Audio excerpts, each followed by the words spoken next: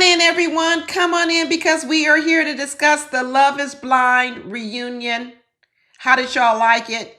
You know what my opinion of the Love and Blind reunion was? Basically, everybody came on here to tell their partners, I'm out of your league. Yep, that's why my thumbnail says I'm out of your league. Because that's basically what everyone did. But I will say this. The theme of the show for me was you're out of my league. You're not in my league. And the first couple they focused on was Megan and Jordan. And I know everyone's expecting me to say that the reason why I'm going to say that Megan told Jordan, you're out of my league because of the lifestyle Megan wanted. Don't believe it. I don't believe it. Actually, I'm going to kind of say something sad that really in the end, who Megan really kind of rejected was Luca. I'm not going to lie, y'all. Because look what happened to Megan. Megan said that, okay, first let me go back and tell you that I always said that Megan was ready actually to get married and have a family. That's actually why she was really attracted to Jordan, the family unit. She was ready to have a child. But once she dated Jordan and saw Luca, and it was really after when she spent the night, and she saw how she had to get up at the middle of the night with Luca because he was sick. That is what I believe she ended up having the hardest time. That, along with the stubbornness of Jordan and not wanting to give her the quality time that she wanted. I still believe that Megan's love language is actually quality time. The money, of course she loves the money, but the money buys her the quality time, which I believe is the real treat. Now, the reason why I don't think that the reason why she gave up Jordan was because of lifestyle is I'm going to tell you. She met a guy, and within 3 months, she was pregnant by that guy. That guy is not giving me, I'm rich and I'm taking care of Megan, paying all her bills. I don't get that. What I get is that guy is kind of almost like a stay-at-home dad, and Megan is the moneymaker. Because Megan has had to hide her pregnancy and this baby for over a year, which means anytime she left the house, the baby couldn't go. The baby had to stay with the daddy. He was willing to do that. And I believe that Megan wanted the family unit because even the whole lifestyle Megan was talking about, going off and playing tennis with her friends, flying, going to Lake Como, going to Italy. She's not even doing that. But when she saw Luca, she realized, yeah, I might could still fly to Italy with my baby, but I can't do it with a sick baby, right? I can't do it with a sick Luca. It's completely different. So all Megan did was she didn't substitute the man because I don't believe the man is some billionaire. She learned that lesson. The lesson that she learned was that she doesn't need a really rich guy. She got her own money. What she learned was I do need a guy who's going to be there for me and spend quality time with me and we can build a family. She thought it was Jordan. But the wrench in the plan with Jordan was the baby was sick. The second wrench was when Jordan came home, he was tired and he didn't want to spend quality time. So all Megan did was she went back out on the street and she said, I'm almost there. I'm almost there. All I got to do is find a man now who's ready to have a baby. I don't care about his money anymore. I figured that out. But he's going to need to be able to spend quality time with me and my child because Megan was ready for a family, and that's what she got. So in the end, Megan had to tell Jordan and Luca, I'm sorry to say, the rejection was of Luca too. You're out of my league. And that was why I think she was crying so much. Because what she realized was, she couldn't say it. What she realized was, even on this, she gave Jordan a lot of props. She said, being a father, being a mother is a selfless act. And what she realized was, she wasn't selfless enough to be able to be the mom, the bonus mom, the stepmom to Luca. But she learned now that I do want a child, but I'm just going to have my own. And that's what she did. And hey, what can you say? There's nothing much that you can say, because she said she even tried to date Mike, right? After they stopped filming, because he had all the money, and she realized this isn't really what I want. I knew I didn't want some of the same old stuff, and Mike is not what I want. What I want is quality time. I want a family unit. I want a man who has time to spend time with me. And yeah, are there going to be some restrictions being a parent? Yeah, because if you think about it, she's been a hermit in the house or low key undercover for the last year. The baby's only 2.5 months old. So Megan wasn't in no Lake Como. She wasn't flying around to anywhere. You could even tell, even Megan's appearance, that she's up late at night, because she wasn't as sparkly as she. I know that dress was sparkly, but Megan looked like a normal old mom who's got a 2.5-month-old up at night. That's what she looked like. She looked like a normal old mom. She did not look like Sparkle Megan, but good for her. She's happy. She got what she wants. She figured it out. But then we move on to the next person who said, "You're out of my league," and that was Casey. Basically, Casey told Patrick, "You're out of my league," right? Or "I'm out of your league." Let me put it right. Casey told Patrick, "I'm out of your league." And in the end, all this about, "I want the ring back, I want the ring back." Listen, I know people said, why did Patrick want the ring back? Because it was really Netflix who gave Casey the ring. No, that's actually not how it happened. Netflix gave Patrick the ring, and Patrick then gave Casey the ring. Okay? So is it okay for Patrick to ask for the ring back? He can if he wants to. But this idea about, well, he really doesn't deserve the ring back because Netflix was the one that paid for it, that doesn't matter. Netflix paid for the ring to give to Patrick, and Patrick had the ability to give it to anyone he wanted. So it was really Patrick's ring. Netflix gave Patrick the ring. Netflix did not give Casey the ring. Netflix gave Patrick the ring, and then he could gift the ring to whoever he wanted. So in the returning of the ring, he was right. He could ask for the ring back.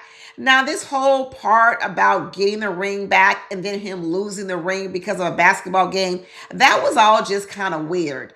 I really don't know why Chris Paul, CP3, was integrated into this Love is Blind reunion. Why was that even going on? All around the fact that in the pods that we didn't even know that Casey could hit a jump shot. So some producer somewhere said, yeah, wouldn't it be great to do a segment on this and bring in a professional basketball player and then what? Play for the ring? That was just weird. I actually didn't like this reunion at all, y'all. I'm going to tell you right now, I didn't like it. But in the end, Patrick lost the ring one more time to Casey. And we find out Casey dated for a short time the other person who had to tell someone that you're not in my league. And sorry to tell you, Madison, Joe told you you are not in his league. You're not. I'm sorry to tell you, Madison. And what Joe said was, I'm a low-key F-boy, because ever since this show's been off, he got a girlfriend now. He dated Casey. It sounds like he dated some other woman. But in the end, although Madison didn't want to accept the truth from the very beginning, that the reason why they did not work long term is because Madison was not in the same league as Joe. And when I talk about the same league, I'm not talking about personality, because Joe is a low-key F-boy. I'm talking about in terms of looks. I know Madison has gone out and lost weight. She's got on a lot of makeup. She's done a lot of things. I'm telling you, she's not in his league. And she didn't want to accept it. She didn't want to accept it at all. And he never told it to her face, but basically said all we did was F and fight. That's what he said. He didn't say make love. He didn't even say have sex. He said F and fight. That's what he was doing to you, Madison. He was effing you. And most of the time when he had to F you, he had to do it drunk, intoxicated. So basically, Madison, sorry to tell you, you were not in Joe's league. From the very, very beginning, he did not really want you that kind of way. But he was willing to get drunk and F you, and that's what he did. The next person who had to tell someone that they're not in their league was Allie and Anton.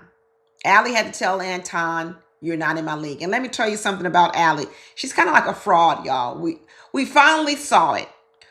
At the very end, they asked Allie, when did you know for sure that you and Anton really weren't going to work out? And what Allie actually admitted was, it was on day one of the honeymoon when he wore those flip-flops and I saw his toes.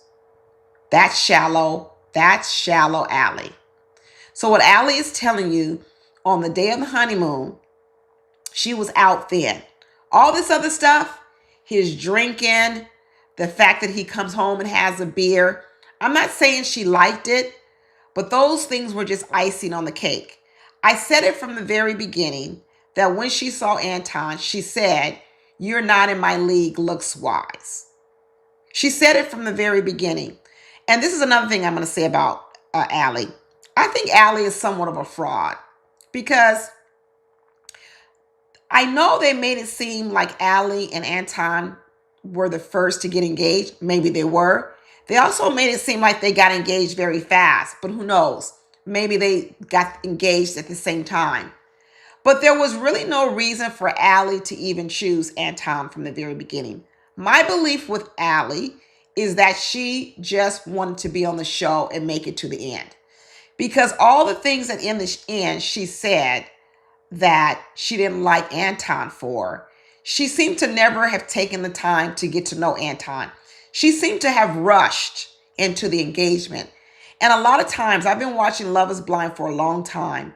And one thing that we know when we see these couples, women or men, because they both do it, when they try to rush and get married or lock down a person so soon, a lot of times they're just trying to make it to the end. Allie's storyline to me doesn't add up. When you look at her family, she keeps talking about my family so much more conservative, religion. Her sister doesn't even get along with Allie because I think Allie is the rebel. Allie's all tatted up. She looks nothing like her sisters. And in the end, she didn't want Anton, but in the end, she used her family as the excuse for not liking Anton. That his drinking and his strip club behavior, his patronizing strip clubs, were the reasons why she was going to reject him. But I say this. Allie knew that he was a truck driver from the very beginning. She knew that prior to even accepting a proposal. So for all of a sudden now, the truck driving, the late night shifts, all of this to be a problem, I don't believe it. I don't believe it. Allie, I believe of all the ladies, she definitely was someone I think that got a good edit, a very good edit. Because in the end, all we tended to focus on this whole season was Anton's flaws. Was there any effort to talk about things Allie should work on? All the other ladies on this show have come away with something they need to work on. All of them. Annie, all of them, except Allie. What does Allie come away with saying she needs to work on? Nothing. Nothing at all. But who else? We got Nick, who basically was kind with Annie. Annie was kind with Nick. So maybe I can say they didn't really tell each other that they were out of their league, out of each other's league or one of the leagues. But it is true that KB told Edmond, I'm out of your league. And Edmond was the only one who responded to someone telling them this. See, everybody got told, all these people got told, you're not in my league.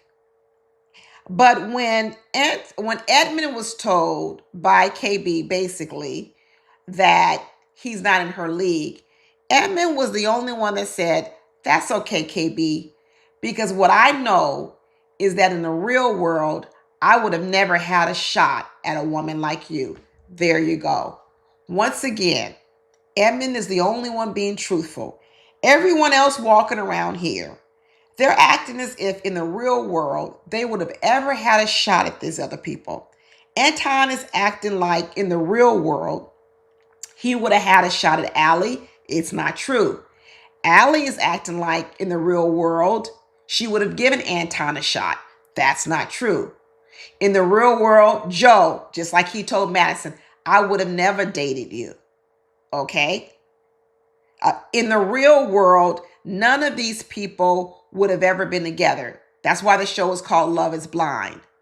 And the only person who was truthful, really, really truthful, was Edmond, who said, it's okay, KB, that it didn't work out because I know in the real world, I would have never had a shot at you.